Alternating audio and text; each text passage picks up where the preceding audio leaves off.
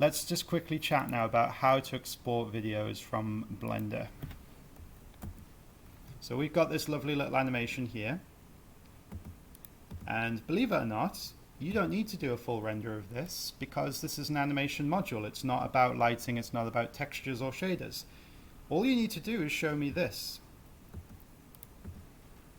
However, rather than just using OBS, the ever reliable OBS like I just have, to record this, you will do yourself a favor by using Blender's export options properly, because it shows that you understand how to use them. So, Blender has a panel over here on the left, which is all about outputting your frames.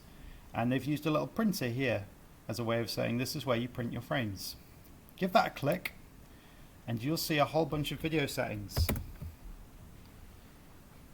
You have 1920 by 1080, which is a good idea to just stick to that. And then down here, the output menu is where the important options are. How would you like to output this? As a frame of PNGs or as a video file? The answer is as a video file, but you don't actually need to go in here and set this up yourself. So I'll show you first of all how to do it manually so that you've got a video copy, hopefully, of how to do that. But I'll then show you the hotkey / preset at the end. So file format is currently on PNG. Let's swap it to FFmpeg video. FFmpeg video. When you do that, you'll get two extra options down here. You'll get encoding and you'll get color management.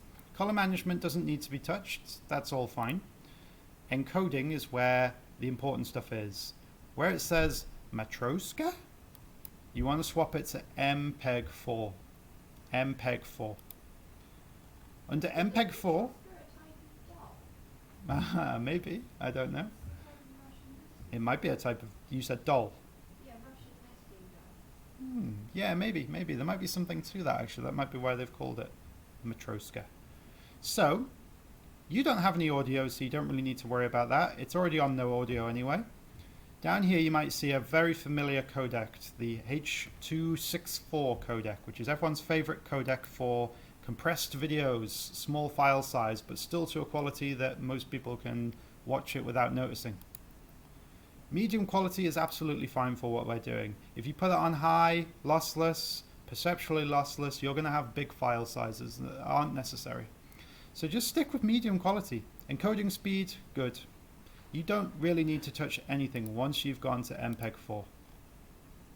So where's the export button, I hear you ask? It's not here. These are settings. They're not, this is not where you would click render. If you were rendering this scene, you would come up to render and you would click render animation. But if you do that, it will say to you down here, there's no camera, so what do you want me to do? However, you do have something called a viewport render, and I'm going to take a leap of faith here that you don't need a camera. I'm not 100% on that, but for viewport rendering, I don't think you need a camera. To viewport render, you come up here to view. Under view, you have viewport render animation. I'm going to click this now, and one of two things will happen. It'll either say, where's your camera, or it'll start rendering. It started rendering. And it is just basically recording the viewport window. You can zoom out a little bit when this is finished and you'll see the full thing. As you can see, I haven't done a very good job there of framing that because he walks out of shot and I can't see the animation anymore, but the point is, it's right there. Now you could have OBS'd this with that recorder that I'm using right now. But again, I'll be able to say when I look through your work, they're demonstrating that they understand how Blender's export settings work and that they understand how to produce an export properly. And that's worth something as opposed to using OBS, which is kind of just a cheat way of doing it. If you're sick of waiting for this render because, like me, you've set the frame range way too long, just press escape and it will stop and go away. Where's it gone? No idea. Didn't set the output properties properly.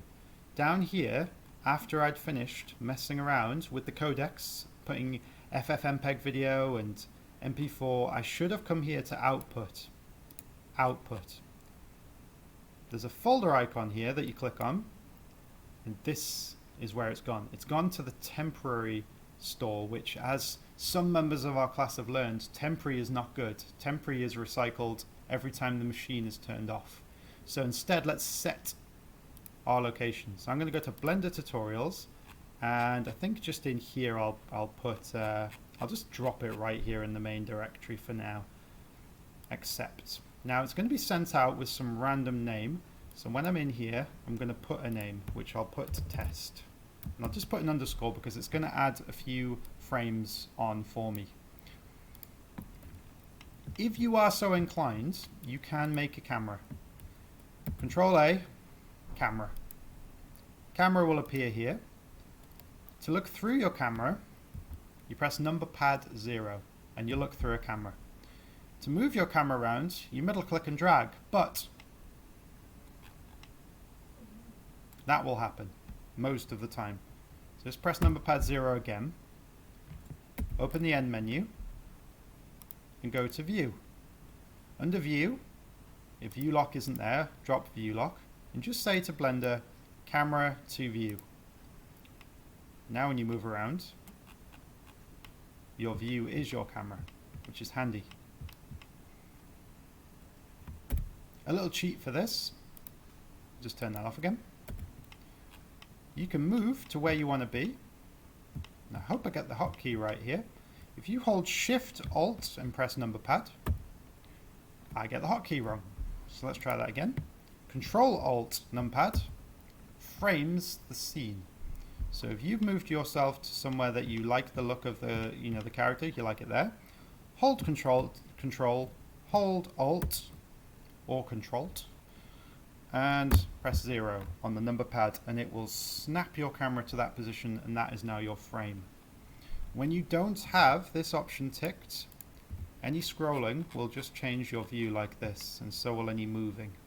But the moment you hit middle click, it will take you out of view. So that's how you set up a camera, and that's enough to cover that character as well. So that's good. I've already set everything up. I've told it where I want it to go. I now come to View, Viewport, Render, and off we go. Looks like it's not rendering out of the camera, but it is. It's just really zoomed in.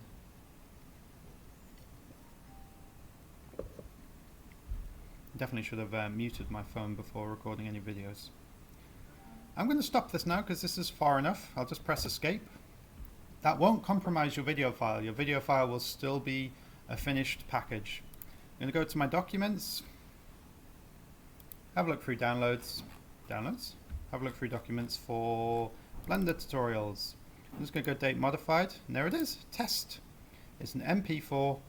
It's 1.18 megabytes in size, so nice and email friendly. Give it a double click, and it plays back. And there's my work. Wonderful. I lose marks because it's not 10 seconds. But otherwise, I can see a walk. I can see I've blended from a walk to a jump, and it's going across the ground. Now look at how it's slipping. Look at how his feet are slipping like he's on ice. That's obviously not very well executed work, but it's still work. And those little things, like just making sure that your feet line up with the ground, etc., etc., that's good stuff. You should do that because it means I can give you marks for your, for the quality of your animation. Right. Any questions about exporting? Fab. We'll leave it at that then. Let's see if we got a record. Look, there's a little red circle next to it now, so that means we did.